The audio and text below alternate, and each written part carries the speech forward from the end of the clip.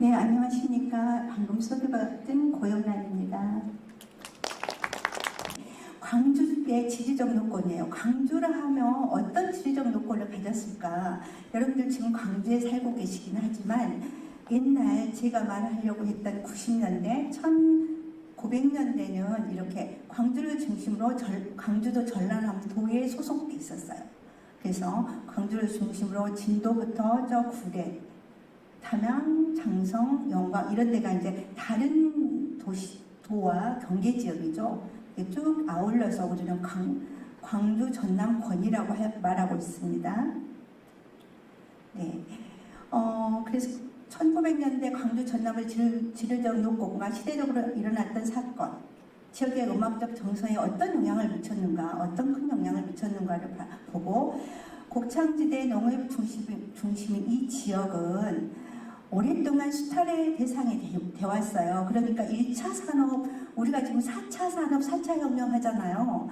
AI, 4차 혁명, 4차 산업 하는데 여기 1차 산업혁명 시대에는 농사가 주로 산업을 이끌던 시절이었고 우리 광주 전남은 평야지대가 많아서 굉장히 사는데 별로 어려움이 없었어요. 그래서 뭐 산간지역, 강원도나 기타 다른 지역에 비해서 먹고 사는 데는 좀 풍부했다라고 볼 수 있습니다. 그러면은 문화예술도 좀 발전했겠죠.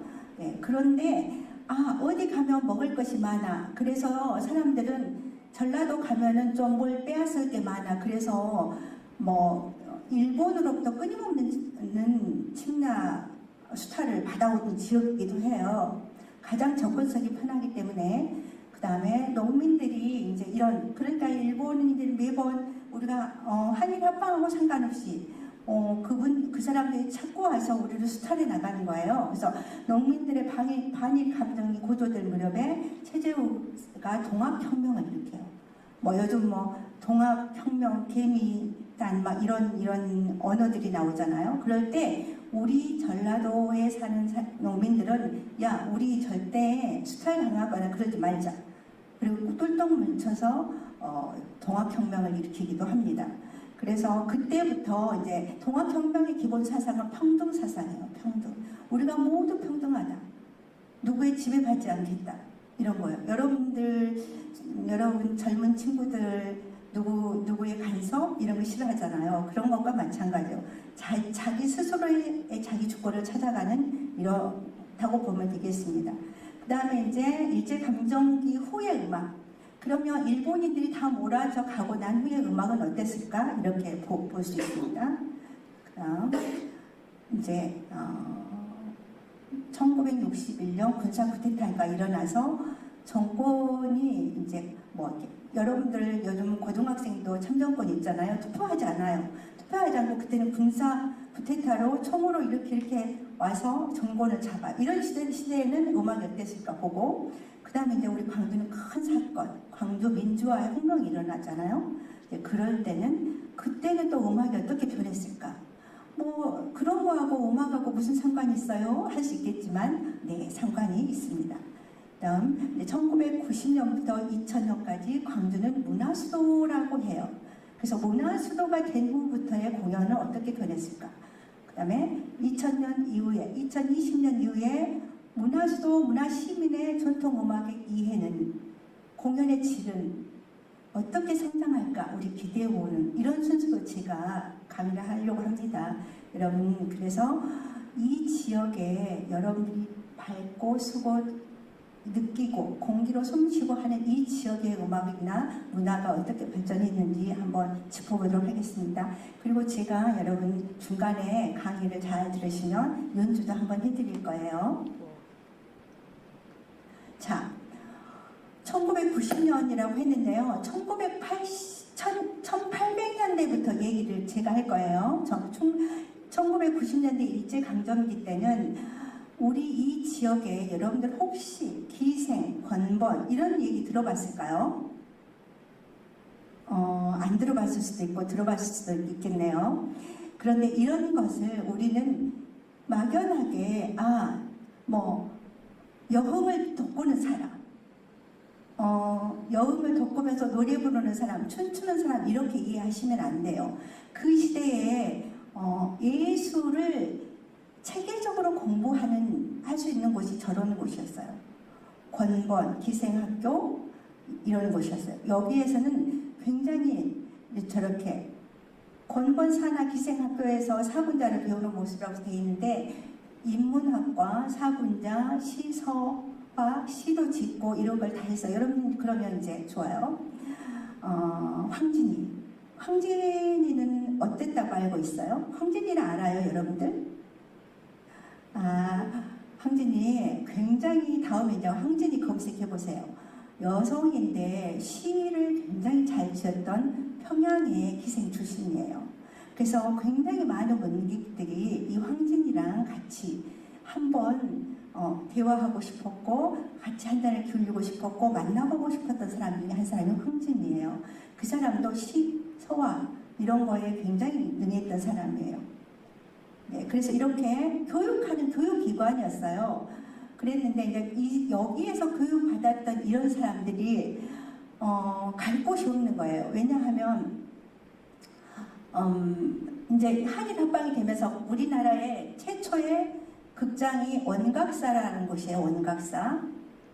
그런데 이 원각사가 폐쇄돼 버렸어요. 왜냐하면 나라를 잃었기 때문에 우리는 그 원각사에서 공연을 할 수가 없어요. 일본인들이 차지하고 못하게 하기 때문에요. 그래서 그 원각사에서는 창극, 노래 부르면서 극하는 걸 창극이라고 해요. 여러분들 뮤지컬 이런 거하고 좀 비슷한 개념이에요. 그러면서 악기도 하고 노래도 하고 춤도 추고 어떤 스토리를 관객에게 전달하는 이런 걸 창극이라고 하는데 이런 걸 했어요. 근데 제가 우리 지역의 음악가를 살펴본다고 했잖아요. 우리 지역의 음악가 중에 굉장히 박유전이라는 사람 여러분 검색하면 굉장히 유명한 사람이에요. 1800년대 사람인데요. 이 박유전이 이날치라는 사람을 가르쳐요. 이날치만 가르치는 게 아니라 뭐 김치만, 공창시, 뭐 김창원 이렇게 다 가르치지만 이제 그 이날치 밑으로 쭉쭉쭉쭉 하는 저분들은 벼슬도 해요. 조선 후기에 벼슬도 하면서 어전광대 또 뭐 팔명창 이렇게 해가지고 벼슬도 하면서 노래를 불렀던 그러니까 오늘날 국립 뭐 무용단, 창극단, 국립관현악단 이런 거라고 같은 맥락이라고 생각하시면 돼요. 그쪽에서 벼슬하면서 돈을 받고 활동을 했기 때문에 그런데 저분들이 다 이쪽 지역 사람들이에요. 제가 아까 지리적으로 요건을 쭉 보여드렸던 것처럼 우리 광주를 근교로 나고 자라고 활동했던 분들이세요. 그래서 여러분들은 이날치 아시죠? 봄 내려온다 부르는 이날치. 네, 한국관광공사에서 이 사람들을 홍보사절로 해가지고 굉장히 많이 이렇게 한국을 알리고 다니잖아요. 그 이날치라는 그룹명의 이름이 이 선생님 이름을 따서 한 거예요. 이 이날치라는 선생님은 속골명창이라 그래서 무등산 바로 넘어가면 소세원 있는 데가 당신의 생가세요. 거기서 나고 자라서 광주에서 활동하셨던 분이세요. 그러니 여러분들 얼마나 그 음악적인 기반이 탄탄한 이 지역이에요. 그래서 이분들이 이렇게 공부를 판소리 또 악기 이런 것들을 다 섭렵해서 가르쳤고요. 그러니까 서울에 원각사가 없어졌으니까 광주에 내려오셨어요. 다. 그래서 협률사, 광주 협률사라는 것을 만들어 그런 창극을 지도하고 저렇게 저희 광주 천반 저기가 여러분 적십자병원이 있는 데쯤이거든요. 거기에다가 천막 가설극장을 만들어서 매번 창극을 했다고 합니다. 그런데 지금 여자 이름이 별로 없잖아요.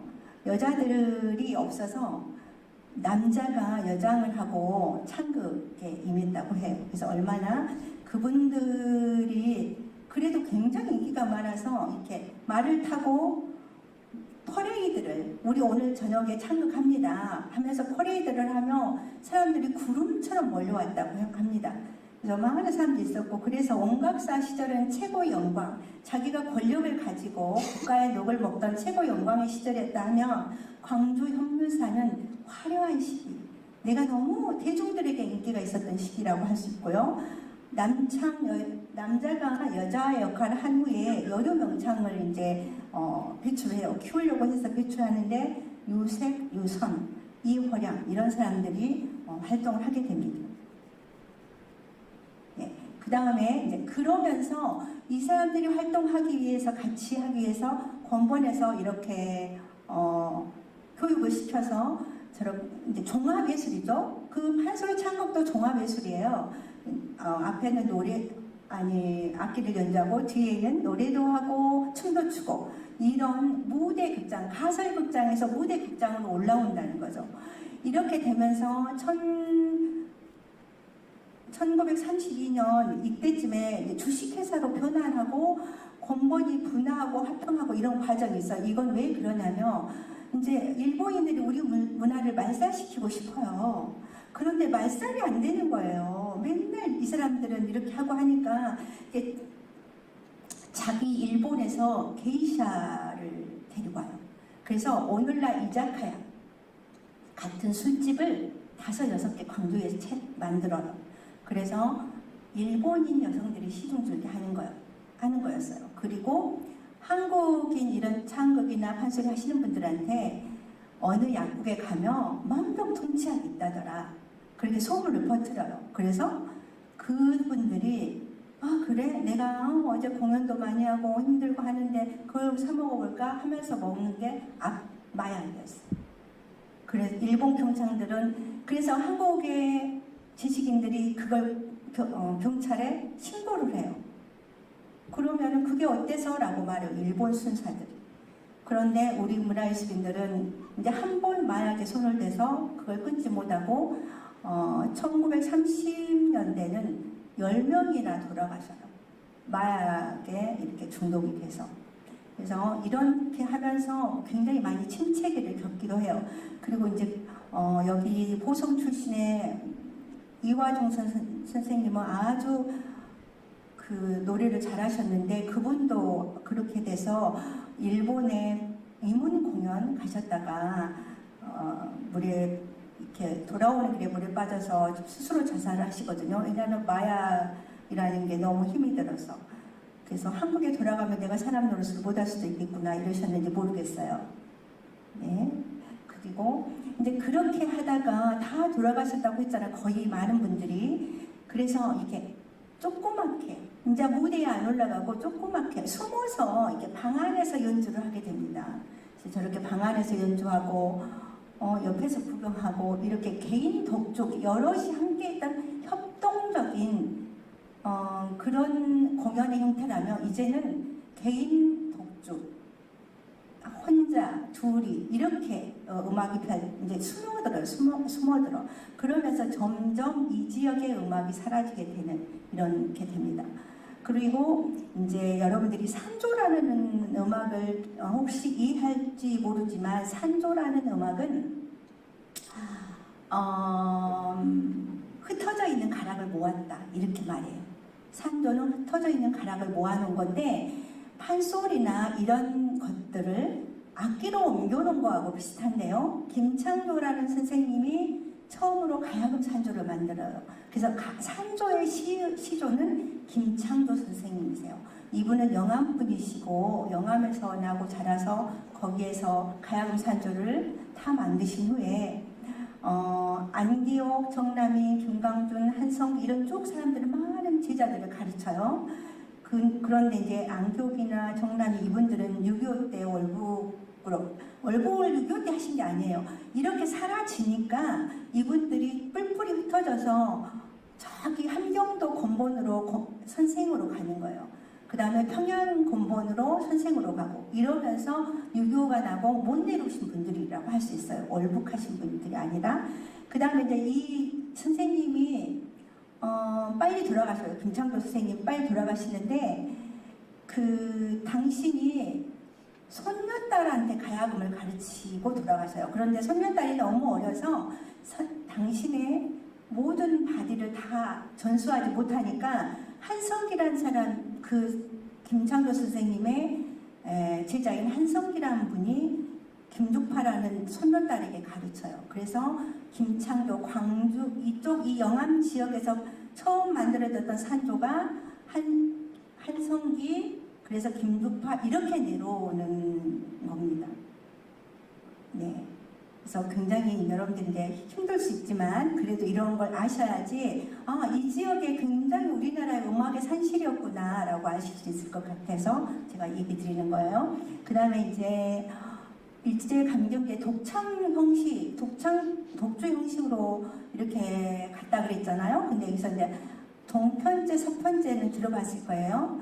남원을 중심으로 해서 섬진강을 중심으로 해서 동쪽에서 발전했던 음악은 동편제, 서쪽에서 발전했던 음악은 서편제인데 동편제에 아주 굉장한 맥을 이뤘던 송만갑 선생님이세요. 구례 출신이고 구례는 섬진강의 오른쪽에 있는 지형이기 때문에 이런 선생님들이 굉장히 선이 굵고 담대한 이런 음악을 발전시켜요. 판소리뿐만 아니라 기악도 굉장히 선이 굵은, 그러니까 산세의 영향을 받았다고 볼 수 있겠죠.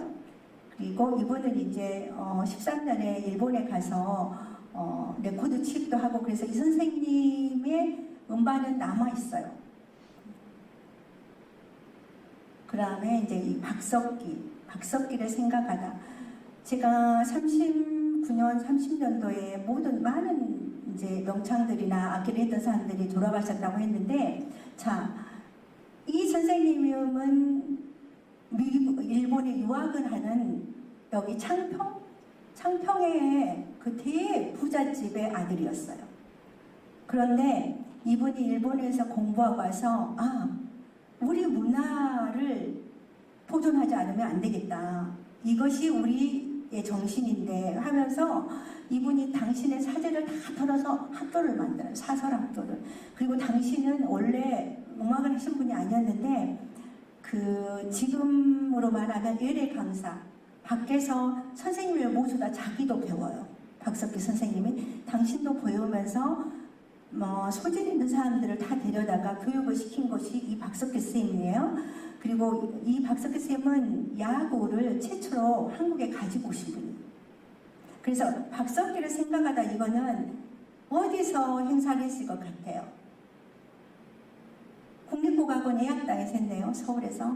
그래서 이분을 기리기 위해서 광주나 전남이나 담양이나 이곳에서 하지 않고 서울에서 한 거예요. 그러면은 오늘날 이 선생님처럼 훌륭한 선생님, 우리 광주 음악의 부흥을 일으켰던 박석기 선생님에 대한 마케팅은 광주나 담양이나 전라남도가 하는 게 맞아요. 그런데 아직 우리는 여기까지 행정이 미치지 못해요. 문화수도 광주가 되기까지는 많은 예술인들이 있었기 때문에 문화수도가 된 거거든요. 그러면 이분은 굉장히 조명돼야 되는 분이에요. 그런데 이분이 조명되지 못하고 서울에서 조명을 한 거예요. 이건 굉장히 아쉬운 부분이고, 이분이 이제 그렇게 많은 학생들을 가르쳐서 화랑창극단이라는 걸 조직해요. 창평에. 화랑창극단. 화랑은 여러분들 많이 얘기 들어봤죠? 네. 화랑은 신라를 지키는 토대가 됐던 젊은 청년들이 화랑이잖아요. 화랑은 음악도 하고 무용도 하고 무예도 하고 했던 어렸을 때부터 했던 그런 사람들이잖아요. 그리고 나라도 지켰잖아요. 그래서 우리는 화랑창극단이라고 조직을 합니다. 그래서 여러분들은 이제 화랑 그러면 왠지 신라만 있을 것 같잖아요. 그러지 않아요. 어디나 이런 제도도 있었어요. 그래서 조선시대에는 이렇게 어린 청소년들을 많이 교육해서 제일 암기력이 좋고 그런 사람들을 악기를 하는 악생으로서 악생, 노래하고 춤추고 그렇게, 그 다음에 교육시켜서 좀 이제 잘 못 외우고, 그러니까 시험을 받겠죠. 시험을 봐서 떨어진 사람 그 밑에를 이제 이렇게 수락관, 그 밑에를 침손박, 바느질하는 이런 식으로 이렇게 사람들을 뽑아서 등급별로 나눠서, 오늘날이면 전공을 찾아간다고 볼 수 있겠죠. 나는 외우는 게 좀 부족한데 나는 바느질을 잘해요. 뭐 나는 다른 거 못하는데 음식하는 게 좋아 이렇게 갔겠죠. 그래서 가장 음악하는 사람들을 먼저 뽑고 나서 이제 그렇게 갈 수 있도록 배려를 했다고 합니다. 그래서 이제 그 화랑창극단이 있었고요. 네. 그래서 지금 아직 우리나라가 해방이 되려면 멀었어요. 근데 이제 해방이 됐어요. 1950년. 화랑창극단이 굉장히 활발하게 이 지역에서 활동하고 많은 예술인들을 배출하고 여러분들이 알고 있는 전통음악 예술인들 거의 다 이 지역 사람들이라고 보시면 돼요. 그러면 80%가 그러면 여러분들 전혀 틀리지 않아요. 그래서 이 지역의 사람들이 그 시대 우리 농경사회 1차 산업시대는 약 풍요로웠기 때문에 음악을 많이 했다라고 해서 음악뿐만 아니라 뭐 서예, 시, 문화 또 그림 이런 것들을 굉장히 많이 했다고 볼 수 있죠. 그러니까 문화예술이 발달할 수밖에 없었던 이런 지리적인 환경을 갖고 있었습니다. 그리고 임방울, 쑥대머리, 여러분들 쑥대머리는 다 아실 거예요. 이분이 가장 잘했다는 쑥대머리 잘 부르셨다는 이분도 레코드 칩을 일본에서 하셔서 그 음원이 남아 있어요. 그런데 이제 이분의 음원을 듣고 사람들이 아 정말 저분이 하는 쑥대머리가 잘한 거야? 여러분 이렇게 들을 수 있는데 옛날의 그 음향을 만들어내는 기술이 그 정도 수준이에요. 그분이 못하고 잘하고를 떠나서 그렇지만 그게 굉장히 귀중한 자료라고 할 수 있겠습니다. 그래서 인방을 국악대전을 하는 거는 참 좋은 일이라고 저는 생각합니다. 그리고 이제 1950년대는 50년에서 60년으로 넘어가고 공화국이 이렇게 3공화국, 4공화국 되면서 우리가 즐기는 음악보다는 선동하는 약간 운동가요, 노동운동, 뭐 노동요 이런 것들을 하게 만들어요. 왜냐하면 우리가 새마을 운동이라는 걸 하게 돼요. 1960년 이후요 군사정권이 들어서면서 새마을 운동하면서 먹고 놀고 너네들 하지마. 경제 성장해야 돼. 그리고 경부선이 뚫어지고 이렇게 하는 과정에서 예술 음악이 없어져요. 그러니까 풍요 음악이라든지 다른 이렇게 조금 여유 있게 하는 음악은 없어지고 노동요가 굉장히 용성하게 됩니다. 그리고 그때는 민중가요나 노동운동 가요는 또 금지했어요. 그리고 전통음악 순수성이 강조되는 흥보가나 돈타령, 화초상 타령 같은 소리를 부르겠어요. 왜냐면 돈타령은 돈을 벌어야 니네들이 먹고 살아야 되잖아. 뭐 화초장 타령은 그 화초장은 굉장히 부의 상징이잖아요. 이런 것들. 그래서 화초장 여러분들 뭐 고초장, 된장, 뭐 화초장 하면서 하는 이런 우화적으로 했던 거 혹시 기억할지 모르겠지만 그런 것들이 다 그런 맥락에서 나온 음악이라고 볼 수 있겠습니다. 그 다음에 부모한테 효도해 공양민 산맥사에게 팔려간 신청가 이런 거 노래하고 그러니까 시대에 따라서 그 레퍼토리 이런 게 달라진다라고 볼 수 있어요. 그래서 이제 자 70년대부터는 저렇게 여럿이 함께하는 음악, 협동심을 요구하는 예술인이만 하는 거예요. 거기는 전폭적인 지지를 해요. 그래서 이 고싸움놀이는 1970년 민속놀이 이때 전국 민속놀이 경연대에서 최고상을 수상한 거예요. 저렇게 많은 사람들이 고를 들어 올려서 협동심을 고취하는 이런 운동이기 때문에 전통 민속놀이기 때문에요. 그래서 또 저렇게 많은 사람들이 농악을 하는 거 이런 데 굉장히 많은 지원을 하게 됩니다.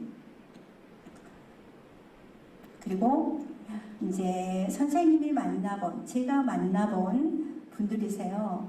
이분들은 이제 그 광주 공본에서 교육을 받으신 선생님이세요. 그래서 제가 이제 1989년에 광주시가 광주광역 직할시가 됐어요. 그때 그냥 광주시, 요즘 순천시처럼 조그만 시가 직할시가 돼서 큰 도시로 승격을 할 때 광주가 전라남도하고 이렇게 행정이 분할되면서 광주시사를 쓰게 돼요. 그래서 광주시사는 사료잖아요. 광주에 어떠한 일이 있었다. 사료를 쓰는데 거기서 국악사 부분을 이제 저의 스승이신 김영재 교수님이 연구 책임자로 제가 밑에서 연구원으로 그 시사를 썼던 내용인데요. 그때 그 광주 시사에 쓰면서 제가 자료로 수집한 건데 이 선생님들은 그때 생존에 계셨어요. 그래서 선생님 그 기생조합 또 건본에서는 무슨 교육이 있었습니까? 제가 여쭤보니까 니네들이 아는 것과는 달라. 우리는 한 4, 5년을 먹고 자고 그곳에서 교육을 받으셨대요. 먹고 자고 일어나고 하는 것을 아침에 막 자서 이불을 빠듯하게 개지 않으며 굉장히 혼나셨대요. 종아리를 맞고. 그래서 마침 막 일어나면 세수를 하기 전에 이부자리를 먼저 개고. 그래서 그 선생님 제가 처음 만났을 때 67, 8세 이렇게 되시는 분들이셨어요. 저는 20대고. 근데 그분들이 너무 단정하세요. 할머니, 그때는 67, 8세면 할머니시거든요. 그런데 어떻게 이렇게 단정할 수 있으시냐. 그랬더니 그때 교육받은 것이라고 하셨어요. 그리고 시서화 다 하시고 인문학 공부하시고 이렇게 교육받아서 현장에 투입이 돼서 그래야만이 자기 자존을 가지고 우리 전통 예술을 정확하게 맥을 전수할 수 있기 때문에 그렇게 아주 혹독한 교육을 받으셨다고 말씀하셨어요. 그래서 제가 많이 내가 잘못 생각하고 있었구나 이런 생각을 했습니다. 그래서 이분들은 이제 그래서 2010년에 돌아가시고 99년에 돌아가시고 90년에 돌아가시고 이러셨잖아요. 그러니까 아주 근대까지 사셨던 분들이세요. 그래서 이분들은 지방문화재 광주시가 지정해서 문화재로 만들어드린 분들이세요. 자, 광주에서 활동하시면서 중앙문화재가 되신 분들이세요. 중앙문화재는 서울 중앙에서 관리하는 문화재세요. 그래서 이분들은 이제 중앙에서 관리하고 아까 그분들은 시에서 관리하고 그랬죠. 한동용호 선생님이나 성금여 선생님 이분들은 광주 출신이고 장흥 출신이고 그래요. 그런데 이제 서울에서 문화재 되면서 서울 중앙문화재로서는 김성권 선생님이 계셔요. 이분은 고수셔요. 고수. 선생님이 연주할 때도 고수로 장단을 쳐주셨던 선생님이세요. 그 다음에 임혜방은 여러분 무용하신 굉장히 유명하신 선생님이죠. 이분은 목포분이세요. 조상현, 이 선생님은 보성 선생님, 성창순, 이분은 광주. 성창순 선생님의 아버님이 권본 기생학교의 선생님이셨어요. 창학 선생님. 그 다음에 김홍기, 박초선, 김일구, 한일섭, 한승호, 김명환, 김득수 아주 많은 선생님들이 중앙문화재로서 활동을 하셨어요. 여기에서는 뭐 김일구, 한일섭 이런 선생님들은 자기의 묘를 만드는 기악 연주하시기도 해요. 그런데 80년에 큰 사건이 일어나잖아요, 여러분. 그래서 5.18이 일어나요. 그래서 모든 음악은 다 5.18 영령을 이루어가는 음악으로 채워져요. 모든 극장의 공연도 또 길거리의 거리 음악도. 그래서 우리는 우리가 원하든 원하지 않든 슬픈 음악을 들을 수밖에 없게 되는 거예요. 그러면 사람도 우울해지겠죠. 슬픈 음악을 계속 들으면. 그렇지만 정말 넋을 위로해야 되고 또 가족을 잃은 그분들을 또 위로해야 되고 되기 때문에 음악이나 예술행위는 그러니까 이제 저희가 여기서 말씀드린 거 정치적으로 굉장히 중요하다는 거죠. 문화예술은. 그래서 이런 사건이 일어나면 이 지역은 모두 다 이런 음악을 듣고 이런 음악을 연주하지 않은 박수를 안 쳐요. 니네들이 지금 사람이 죽었고 그래 나가고 이랬는데 그런 딴따라같이 음악을 하고 있어? 이런 음악 할 수 없는 거예요. 네. 5.18을 기점으로서 우리 그 새마을 운동 때 굿이 사라지거든요. 굿음악이, 굿들이. 근데 그런 굿이 다시 일어나게 된다고 볼 수가 있습니다. 그래서 여러분들이 이제 굉장히 다양한 시각으로 봐야 돼요. 이런 기록들은 제가 저처럼 음악을 전공한 사람이 쓴 게 아니에요. 기자의 눈을 빌려서 썼거나 향토사학자의 눈을 빌려서 썼거나 아니면 국문학자의 눈을 빌려서 썼거나 이렇게 쓰여져요. 그런데 이제 저같이 음악을 정식으로 전공한 사람이 그 안에 들어가서 보니까 굉장히 음악이 많이 애곡돼 있는 부분들이 있었다라는 걸 볼 수 있었어요. 그래서 제 눈으로 볼 때의 음악을 여러분들한테 말씀드린 거예요. 그래서 혹시 오해가 있을 수 있으나 전공자인 제 입장에서는 이런 모든 음악 행위를 대변해야 돼요. 그리고 그 시대에 왜 그렇게밖에 할 수 없었는지 그 사람의 입장에서 저는 봐지게 됐다는 거예요. 그래서 저는 이런 연구를 하면서 굉장히 많이 불편하고 마음 아팠어요. 전공했던 저로서는 시대적으로 대접받지 못했던 우리 전통음악을 지키려고 우리 조상들이 이렇게 고생했구나. 물론 저도 대접받지 못했어요. 네. 그 다음에 이제 조금 지났어요. 1990년대. 여러분들 1990년대생인가요? 그 이후에 수생했죠. 그때부터는 조금 이런 이런 뭐 순수음악, 관현악 합조, 지금은 사물놀이와 관현악이 함께 어우러지는 음악을 하고 약간 그런 폭넓은 음악들이 좀 작곡되고 연주되고 그래요. 물론 구두음악도 하지만 약간의 이제 좀 10년 정도 지나니까 이런 음악을 발전시키게 되고 전라남도 도립국악단이 뭐 86년에 창단되고 또 시국국악 관현악단이 94년에 창단되고 제가 전라남도 국악단 창단 멤버예요. 제가 저기 1기로 들어갔어요. 네. 그 창단 멤버로서 제가 이 공연을 했어요. 그러니까 이제 저는 그 안에서 밖을 보게 되는 거예요. 얼마나 밖에 사람들이 우리를 어떤 시선으로 보는지, 따뜻한 시선으로 보는지, 무시하는 시선으로 보는지 그걸 저는 몸소 느끼게 된 거죠. 네. 그리고 2000년이 돌아와서 빨리빨리 지나가죠, 여러분. 네, 빨리 가고 있습니다. 여러분 혹시 졸음이 올까봐. 네. 2000년은 창작 음악과 전통 음악의 사회적 참여와 저항 음악 현장 속에 찾아가는 음악이 이 전통 음악도 버스킹 음악으로 찾아갔다는 거죠. 그래서 현장 속으로 들어가는 음악들을 많이 하게 돼요. 그리고 이렇게 단정하게 곱게 한복 입고 연주복 입고 연주하는 팀들도 있지만 저렇게 맨발 걷고 아주 자연스럽게 머리도 그냥 이렇게 하고 이런 음악들도 해도 우리는 괜찮은 시대가 온 거예요. 그 다음에 저렇게 다른 악기랑 같이 크로스오버하고 이런 음악들이 와요. 그런데 이제 우리가 이런 음악들을 저처럼 정통 음악을 전공한 민속음악의 김영기 교수님한테 저 민속음악을 전반적으로 공부했고 그러니까 선생님한테 공부한 건 40년이 됐어요. 그리고 서울로 대학원 가서 서울대 교수님한테 궁중음악을 정통으로 공부를 했어요. 강사준 교수님이라고. 근데 그렇게 정통만 하던 사람이 저런 크로스오버가 굉장히 낯설게 느껴졌지 않았겠습니까? 네, 크로스오버 하는 음악이 굉장히 낯설게 느껴졌지만 이런 음악들이 이 시대만 있었던 게 아니에요. 그러니까 우리 이제 고려로 넘어가면요. 고려 시대에 송나라 사학이 들어와요. 송의 사학들이 들어오고 당나라 음악들이 들어올 때 우리나라에 음악이 있는데 쟤네들 젊은 것들이 송나라 당나라 갔다 와서 이상한 음악들을 하네 이렇게 이제 한 거예요. 그러면서 그거를 소각이라고 해서 소각. 우리 음악에다 그들의 음악을 덮어 씌운 거를 소각이라고 했어요. 그런데 이제 그게 점점 이렇게 시대가 지나면서 흡수되면서 그거를 우리 음악의 장르로 발전시켜요.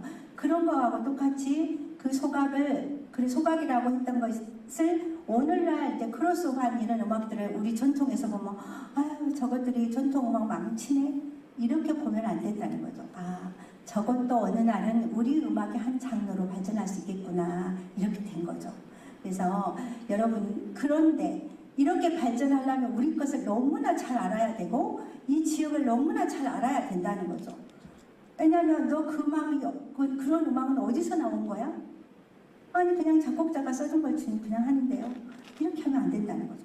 이 음악의 배경 베이스는 어디에 있고 이건 어떤 사상을 노래하고 싶었고 이렇게 말할 수 있어야 된다는. 그러려면 우리의 전통을 이날치가 오늘날 그렇게 선풍적인 인기를 끌고 있는 것처럼 전통을 알아야지만 여러분도 그렇게 갈 수 있는 장르를 바꿔서 갈 수 있다는 겁니다. 그래서 제가 오늘 여러분들한테 충분히 발전할 수 있고 더 우리보다 더 훌륭한 여러분들이 될 수 있을 것이라고 믿고, 저는 제가 여러분만한 나이 때 이렇게 누군가 앞에서 해줬다면 저는 지금 이 자리에 안 있을 것 같아요. 네, 저는 훨씬 우리 음악을 더 빨리 알았고 더 다른 음악의 장르를 또 발전할 수도 있었겠고 그래요. 그런데 저는 이제 제가 이 지역사에서 처음으로 해금을 전공했고, 아까 그렇게 많은 이 지역의 음악가 중에서 한 분도 해금을 이쪽에서 하신 분들이 없어요. 해금을 처음 하신 분은 충청도의 한범수, 경기도의 김영재, 그 다음에 충청도의 지용구, 용인에 이 세 사람이 해금이라는 산조를 처음 만들어내는데, 궁중음악 말고요, 민속음악, 독주음악을 만들어내는데 다 그쪽 사람들이세요. 그래서 이쪽에는 해금이 범접할 그럴 토양이 아니었던 거예요. 그래서 제가 이 광주 전남에 최초로 해금을 전공하게 됐다는 걸 아까 말씀하시더라고요. 네. 그래서 뭐 해금 정말 전공할 생각 없었을까? 정말? 모르는 거 아니야? 이렇게 할 수 있는데 기록에는 그렇게 나와 있어요. 기록에 없는 것이 있을 수도 있겠죠. 네. 그래서 이런 크로스오버가 되면서 음악과 창작음악, 거리음악들이 굉장히 발전하게 됩니다. 근데 또 어느 날 14년 세월호가 터져요. 그럼 우리는 또 한 번의 침체기를 가져와요. 네. 그래서 또 저런 음악들, 또 이루어하는 음악들, 그런데 그 아픔을, 그분들 자녀를 잃은 부모의 슬픔, 그걸 우리가 예면할 수 없잖아요. 우리는 음악을 하는 사람들인데. 그래서 또 이런 음악들에, 그러니까 창작 음악이 막 발전하려고 하던 시기에 이런 한 번에 또 침체기가 돌아옵니다. 그래서 얼마나 정치가 중요한지 여러분들은 아셔야 된다고 제가 말씀드린 거예요. 네. 그래서 제가 우리가 이제 지금 여기 여러분들 교재에는 없어요. 제가 이제 풍요 복원을 했다 그랬잖아요. 그런데 새마을 운동 때 여기 여러분들은 아셔야 된다고 제가 말씀드린 거예요. 네. 그래서 제가 우리가 이제 지금 여기 여러분들 이 광주 전남에 최초로 해금을 전공하게 됐다는 걸 아까 말씀하시더라고요. 네. 그래서 뭐 해금 정말 전공할 생각 없었을까? 정말? 모르는 거 아니야? 이렇게 할 수 있는데 기록에는 그렇게 나와 있어요. 기록에 없는 것이 있을 수도 있겠죠. 네. 그래서 이런 크로스오버가 되면서 음악과 창작음악, 거리음악들이 굉장히 발전하게 됩니다. 근데 또 어느 날 14년 세월호가 터져요. 그럼 우리는 또 한 번의 침체기를 가져와요. 네. 그래서 또 저런 음악들, 또 이루어하는 음악들, 그런데 그 아픔을, 그분들 자녀를 잃은 부모의 슬픔, 그걸 우리가 예면할 수 없잖아요. 우리는 음악을 하는 사람들인데. 그래서 또 이런 음악들에, 그러니까 창작 음악이 막 발전하려고 하던 시기에 이런 한 번에 또 침체기가 돌아옵니다. 그래서 얼마나 정치가 중요한지 여러분들은 아셔야 된다고 제가 말씀드린 거예요. 네. 그래서 제가 우리가 이제 지금 여기 여러분들 교재에는 없어요. 제가 이제 풍요 복원을 했다 그랬잖아요. 그런데 새마을 운동 때 구두막이 없어지고 개인 음악 예술이 없어지고 협동심을 고취하는 협동음악만 나오고 이렇게 되면서부터 전라남도는 민속음악의 본고장 이렇게 한 거예요. 민속음악의 본고장. 아까 소각 얘기했죠. 그 민속음악의 본고장이라 하니까 그래 우리는 민속음악의 본고장이야. 이렇게 해버린 거죠. 그러면 우리의 정신세계를 지배했던 그런 여유롭고 고전 음악은 어디로 갔을까요? 이 지역엔 정말 고전이 없었을까요? 그건 아니었어요. 그런데 제가 아까 화랑 말했잖아요. 화랑. 거기는 우리는 궁궐이 있었어. 첫날에 궁궐이 신라 있었기 때문에 우리는 궁중음악을 발전시킨 거예요. 그쪽은. 이런 창작음악보다는 그 명맥을 가지고 궁중음악을 발전시키고, 이쪽은 이렇게 맨날 수탈을 당하면서 아픔만 달래는 민속음악이 발전하게 된 거예요. 이 토양이. 그래서 저희가 내가 우리나라의 우리 이 지역에 그런 풍류 음악을 없었으면 몰라도 있었으니까 다시 찾고 복원해야 되겠다. 이렇게 마음을 먹고 풍류 음악을 복원하게 됩니다. 그래서 그러니까 50년 뒤에 80년의 일일까지 풍류 음악이 시대적 경향을 겪으며 사라지고 오늘날 그 흔적을 찾아 복원 작업을 하고 있다라고 했어요. 61년에 풍류의 미미한 상태였어요. 아주 미미한 상태였는데 제가 막 서울로 갔다 그랬잖아요. 전쟁 나고 하면서 그리고 새마을 운동하면서 다 뿔뿔이 터졌어요. 상태였는데 현대극장 대표 조은원 사장과 애별로도 이 사장님이 자기가 옛날부터 이 지역에 보고 듣고 했는데 이 음악이 없어지니까 또 이렇게 풍류방을 하나 사서 거기에서 풍류하신 분들이 연주도 하고 호학도 가르쳐라 하고 사동에다가 집을 한 채 사준 거예요. 그 사업을 기점으로 풍류를 하게 돼요. 그런데 이미 연주자는 서울로 가버렸잖아요. 그러니까 풍류한다 그러면 시간이 되면 와서 같이 여기서 하고 또 올라가 이렇게 한 거예요. 그래서 당시 안치선이라는 분은 여기 광주 서중일고 전신을 나오신 분이에요. 분이 저쪽으로 이상술 이분은 시조를 아주 잘하신 분이고 문화재였어요. 유종구 국악의 명인 국악연과 사단법인을 만들어서 광주 국악원을 설립하고 사동의 시민들에게 검은고, 가야금, 단소 등을 교육하게 되었다라고 써져 있어요. 그런데 71년에 박인천 강주역에 그러니까 금호의 전신이죠. 사장이 안치선과 조창훈 선생님을 모시고 강주시장과 독대해서 시립국악원을 만들어요. 그게 71년이에요. 그 다음에 이제 꼭 새마을 운동을 하면서 왔다 갔다 했던 그 풍류가 역사적으로 사라져버려. 그분들이 이렇게 노력은 했으나 이게 시에서 돈을 주는 거 월급을 주는 건 미미해요. 아주. 그러니까 이런 게 사라져버리고 없어서 전혀 찾아볼 수가 없는 거예요. 그런데 여기서 안치선이라는 분이 제가 서중일고 전신 보통학교 나오셨다고 했잖아요. 이분이 당시 연주하는 걸 악보로 만들어 놓으셨어요. 그래서 그분의 악보를 가지고 다시 채보를 하고 해서 음악을 만들어 풍류를 다시 복원하게 됩니다. 그래서 저렇게 풍류를 복원해서 연주도 하고 CD도 만들었어요. 광주 향제 줄풍류. 그래서 CD도 만들고 해서 저희가 발표도 하고 1919년에 지금 발표했던 건데요. 그 옆에 빨간 옷 입고 있는 거 있죠. 이런 빨간 옷 입고 무용하는 사람. 이 빨간 옷을 제가 여기다 넣었는데 그때 같이 연주했던 곡이에요. 이 빨간 옷의 상징이 있어요. 빨간 옷은 궁중음악 할 때만 입는 옷이에요. 그러니까 풍류음악 할 때는 입지 않아요. 그래서 여러분들이 빨간 옷을 입고 연주를 한다 그러면 오늘은 궁중음악 하는가 보다. 베토벤이나 모차르트가 왕궁 궁정에 가서 음악 했던 거하고 똑같아요. 같은 맥락. 그럼 그들은 클래식, 오늘날 여러분들이 아는 클래식을 그들이 연주하고 소나타도 치고 뭐 그랬죠. 관현악도 만들고 그랬던 것처럼 우리도 궁중음악에 그런 연주 단체가 있었어요. 연주단들이. 그래서 저렇게 빨간 옷을 입고 의관을 갖추고 관을 갖추고 연주하는 것을 우리는 궁중음악이라고 볼 수 있습니다. 그리고 또 궁중무용은 손을 보이지 않아요. 손을. 그래서 항상 손을 길게 늘어뜨리는 손수건을 써요.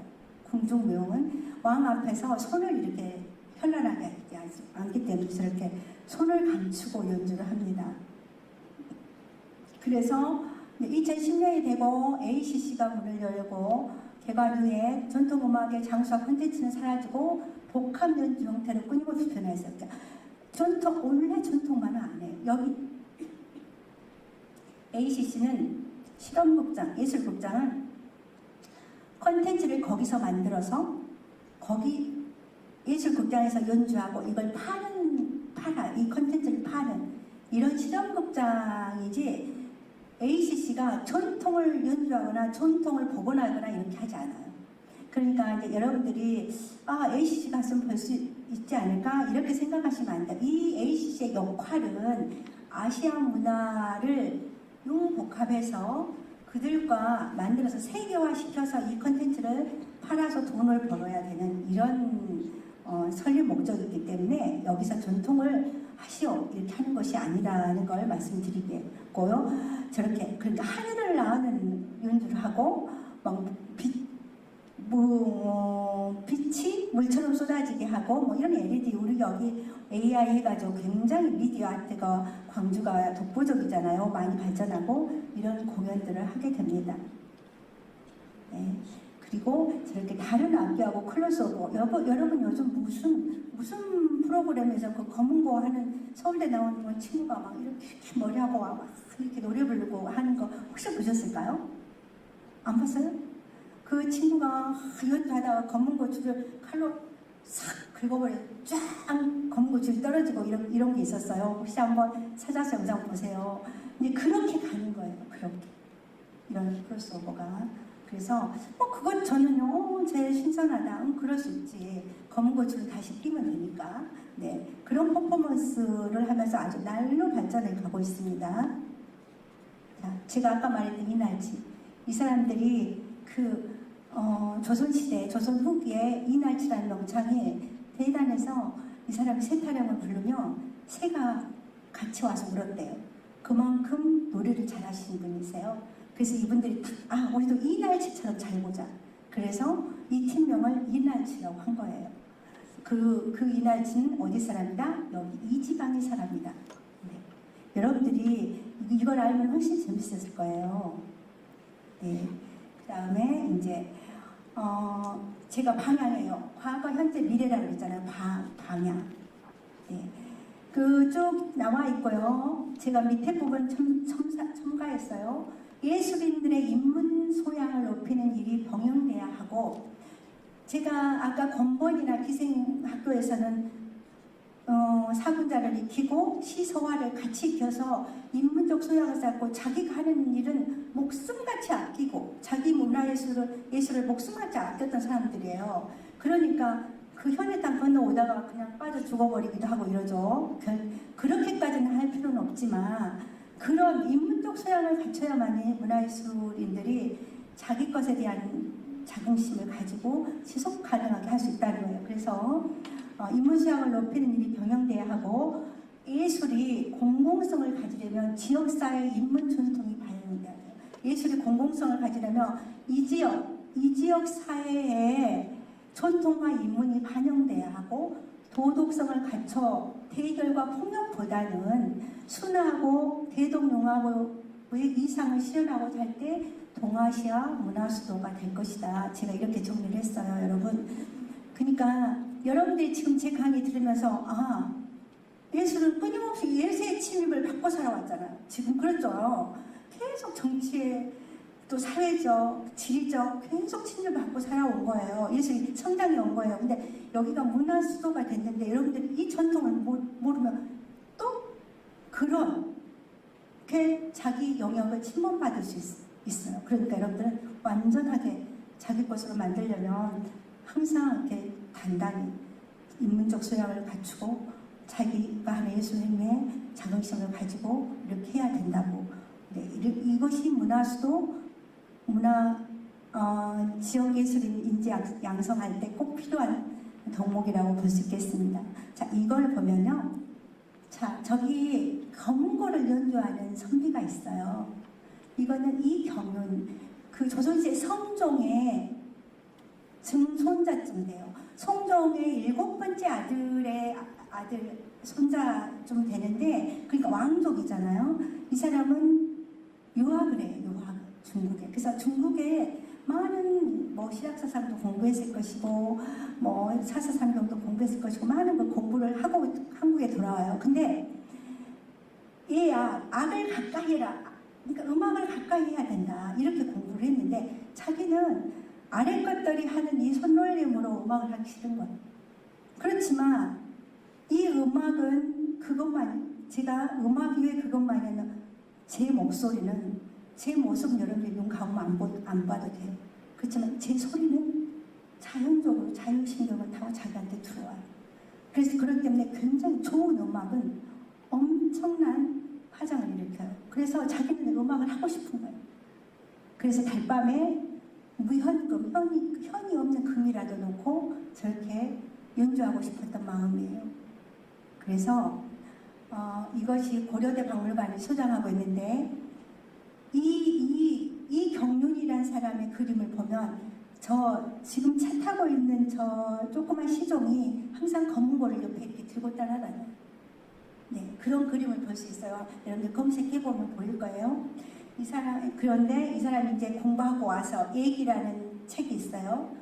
얘기라는 책에 소리만 알고 음악을 모르면 사람이 될 수 없고 음악을 알면서도 뜻을 모르면 군자가 될 수 없다. 군자는 음악의 이치를 깨달아야 정체의 이치를 알 수 있다. 이렇게 써져 있는 거예요. 그러니까 당신은 자기는 군자도 되고 싶고 정체의 이치를 깨닫고 싶어, 알고 싶어, 아는 것 같아. 근데 자기가 할 줄 모르는 게 음악이에요. 그래서 이런 그림을 제가 그렇게 부연 설명이 돼 있어서 제 얘기가 아니라 한 거예요. 이 그림에. 네, 그다음 제가 광주의 본고장인 전통마을 본고장 광주 그 맥을 지키고 알렸던 선조들의 노력이 빛을 발하기 바라며 앞으로 더 발전하여 동아시아를 넘어 세계 무대에서 용합하고 어울릴 수 있도록 함께 노력합시다. 맺은 말로 이렇게 했는데요. 여러분 이제 제가 아까 그렇게 설명했던 했었는데 그걸 조금 더 제가 이제 증명하는 서울은 인구가 970만 서울이에요. 서울은 굉장히 많은 공연장이 있어요. 다 응고를 못해. 여러분들이 잘 아는 세종문화회관, 그 다음에 예술전당, 국립국악원, 예약당, 국립극장, 엄청 많은 극장들이 있어요. 다 셀 수가 없어요. 그러면 어떻게 할까요, 언니? 어떻게 하냐면요. 정동극장.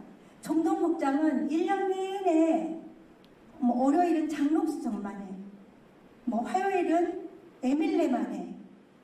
수요일은 적병만 해. 이렇게 계속 그러니까 1년 내내 그것만. 그러니까 이제 예술인들이 일진, 이진이 있겠죠. 그렇게 해서 거기에 가면 그 시간에 가면 그 음악을 볼 수 있어요. 정동극장은 이런 연주 형태를 가지고 가고 있고 그 다음에 이거는 서울의 그 국립국악원에서 하는 극장에서 하는 건데요. 이거는 매번 토요일에 가면 국악으로 통화로 창극을 만들어서 아이들에게 매주 보여주는 거예요. 매주. 그러니까 내가 우리 아이 데리고 나 국악 듣고 싶어 그러면 저기 토요일에 가면 되는 거예요. 이렇게 상설로 매번.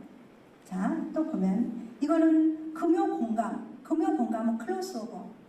전통음악과 서양악기가 크로스오버를 같이 융복합하는 이런 것을 금요일날만 하는 거예요.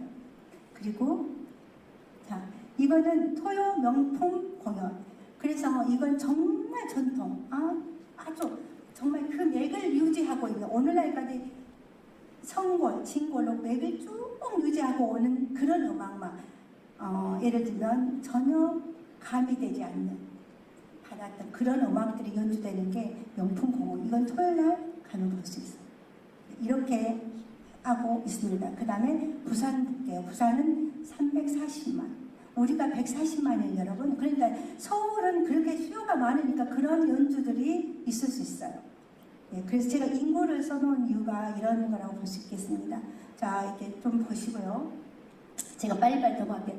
그래도 부산은 국립국악원이 있어요. 국립국악원과 부산 시립국악관현악단이 있어요. 그러니까 일단 큰 단체가 두 개 있잖아요.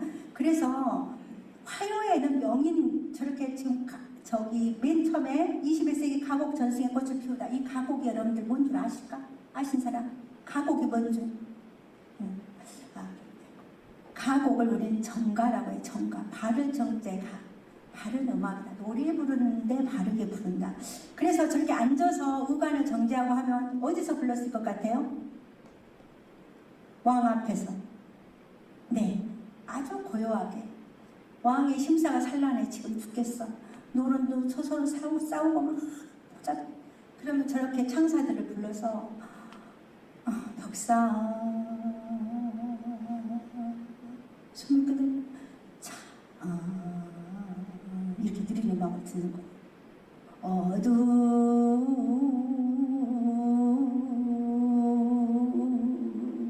이런 느린 음악. 그걸 우리는 정가라고요. 이 정가가 다 느리지만 않아요. 좀 빠른 것도 있기는 해요. 그런데 그러니까 아주 오랜 옛날의 시를 읊는 그런 걸 정가라고 우리는 저 사람들한테 가객이라고 그래요. 가객. 이렇게 그 다음에 여민동락. 세종대왕이 한글을 창제하고 용결천가를 짓고 그걸 노래하는 게 여민동락이에요. 여민락. 그렇게 조선시대에 세종대의 음악을 하는 거예요. 여민락은. 그 다음에 구시로구락. 동해안 별신구. 부산은 해안을 끼고 있기 때문에 구두막을 또 굉장히 그 지방의 특색이에요. 네, 그래서 동해안 별신구는 굉장히 우리도 진도 식동부에 나오신 것이 해안 중심이기 때문에 그쪽에서 발전하게 됩니다. 그래서 저런 음악들의 부산. 그 다음에 부산은 광주하고 달리 딱 하는 게 있어요. 연구를 해요. 연구. 그래서 그 지역에 있었던 음악가들을 연구를 해서 다 쌓아놓은 거예요. 다 쌓아놓은 그 지역에. 우리는 뭐하고 있을까요? 우리는 아직은 저처럼 이제 개인적으로 연구한 사람이 있지 누가 관해서 이렇게 하진 않아. 그렇지만 부산에서는 국립국악원에서 이렇게 연구 자료를 쭉 모아서 연구 발표를 해요. 네. 그 다음에 이제 부산 시립국악원은 이렇게 대중악, 아름다운 동행, 뭐 이렇게 춘향만리 이런 대중적인 음악을 해요. 그러니까 국립국악원에서는 전통을 하고 시립에서는 약간 창작을 하고 이렇게 하면서 음악을 이렇게 굉장히 폭넓으면서도 다양하게 발전시켜가고 있어요. 전통은 전통대로 또 현대는 현대대로. 나는 오늘 전통 보고 싶어 그러면 거기 가는 거고 나는 오늘 현대 보고 싶으면 여기 가는 거고 이렇게. 이게 선택의 폭이 넓다 이렇게 말할 수 있겠습니다. 네. 그리고 이제 대구는 240만, 우리보다 100만이 더 많아요. 자, 대구는 화요국악무대에서 화요일날 매번 해요. 그 다음에 대구 시립 국악관현악단은 똑같이 관현악단 하나예요. 여기처럼 광주처럼 하나인데 저렇게 빨간 옷 입고 하고 있죠. 여러분 빨간 옷 입고 한 건 뭐라 그랬죠? 왕 앞에 사는 음악. 그런데 그쪽은 자기들 또 왕이에요. 신라의 그 천년 고차를 읍을 가지고 있잖아요. 그렇기 때문에 저건 제례악이거든요. 왕의 제사 지낼 때 하는 악기 편성인데 거기는 해요.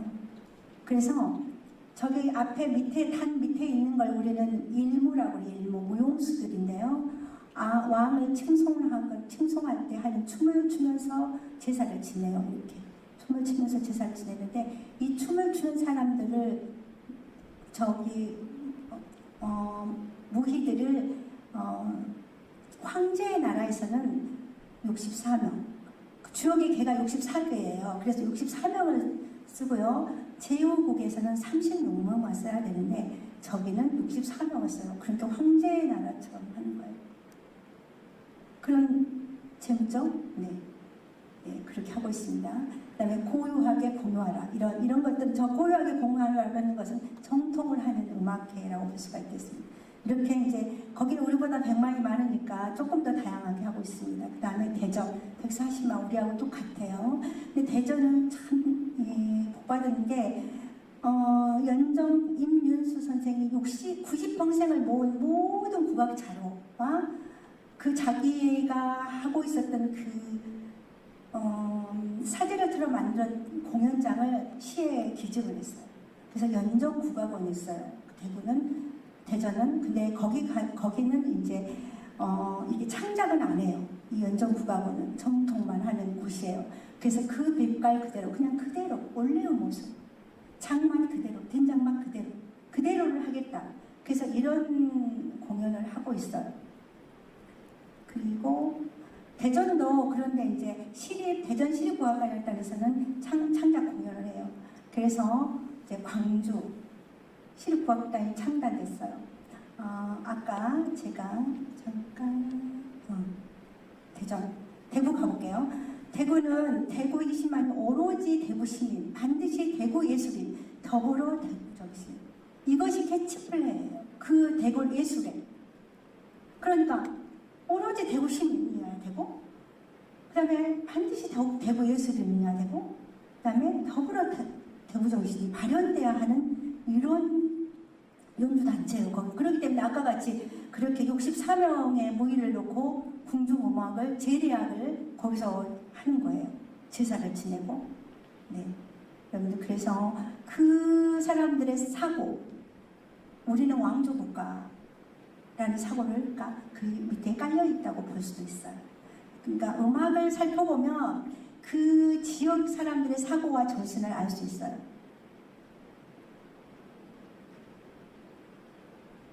네, 대전.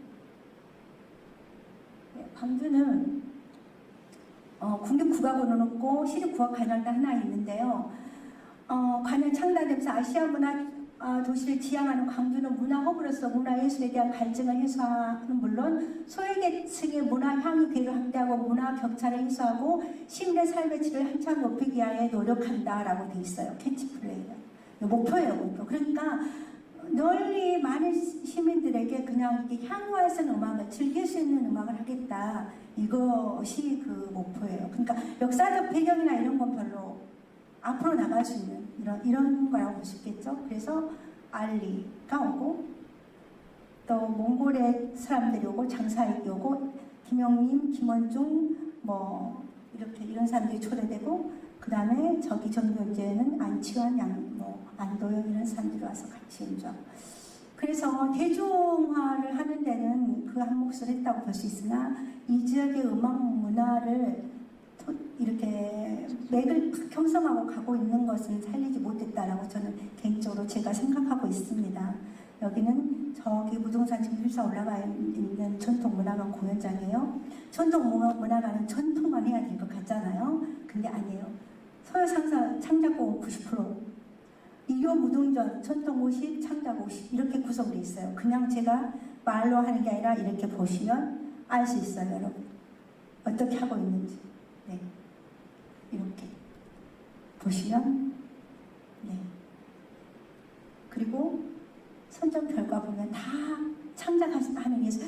왜 이게 창작하는 예술들이 많냐면요. 그것만을 지금까지 쭉 해왔잖아요, 여러분. 우리가 역사적으로 쭉 이렇게 해왔잖아요. 그러니까 이런 예술인들이 많이 있고 이것만 해야 선정이 돼요, 내가.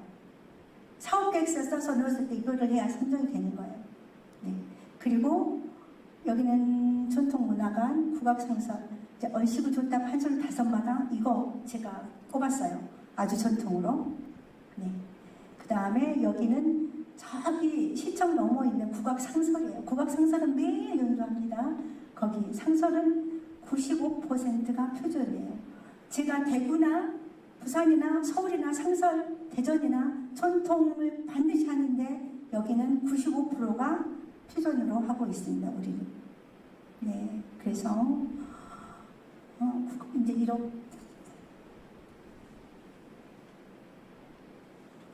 네, 제 청부자를 했는데 여러분 제 강의를 통해서 제가 쭉 이렇게 너무나 긴 세월 시간을 너무 짧은 시간에 다 전달하려고 하니까 굉장히 깊지 않게 그냥 이렇게 쑥 훑고 온 것 같은 느낌이 들거든요.